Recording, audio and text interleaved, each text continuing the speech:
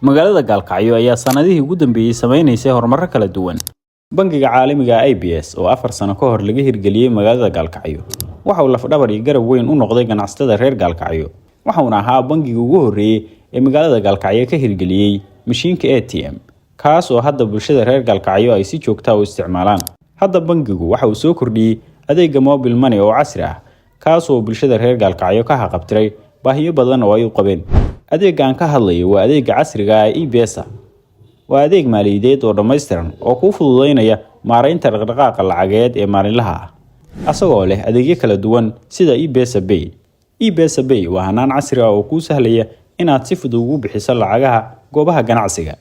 adeegan waxa uu ganacsatada ka caawinayaa inay si hufan u maamushaan lacagahooda, halka macaamiishuna ay ku bixin karaan lacagaha waliba si fudud oo degdeg ah. waxaan ka mid nahay ganacsatada isticmaasha adeegga IBS. waxaa noo yaala merchant account kaasoo macaamiisheena ay noogu diraan lacagaha. waxaan u mahad celinaynaa bangiga IBS oo noo soo kordhiyay adeegga IBS.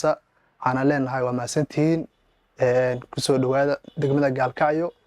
waana ku mahadsantihiin macaamiisha iyo ganacsatada Gaalkacyo. waxaan leenahay adeegan hal furto waa adeeg casri ah. sidoo kale adeegga IBS waxaad ka helaysaa Send Money.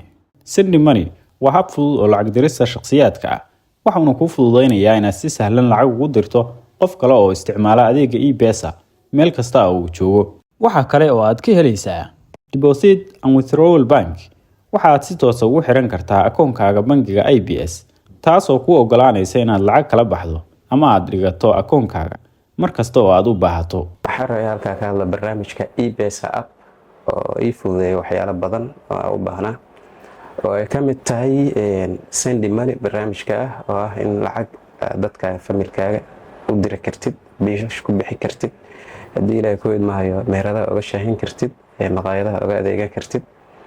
wuxuu kaloo ii fududeeyaa deposit oo ah inaan haddii ilaahay ku idmaayo lacag dhigatid bangigaaga IBS bank akoonka ku leedahay, iyo withdraw oo ah inaad haddii ilaahay ku idmaayo lacag kala bixi kartid isla bangigaaga IBS.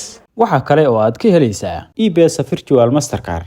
waa hanaan casri ah oo kuu sahlaya inaad ku bixiso ama aad wax uga iibsato suuqyada online-ka ah. sidoo kale waxaad u adeegsan kartaa barahaaga bulshada iyo adeegyo kale oo badan. IBS sidoo kale waxaa kugu diyaarsan IBS Global. waa hanaan caalami ah oo kuu sahlaya inaad si fudud lacag ugu dirto wax ka yar 1 daqiiqo ehelkaaga iyo asxaabtaada ku kala nool daafaha caalamka.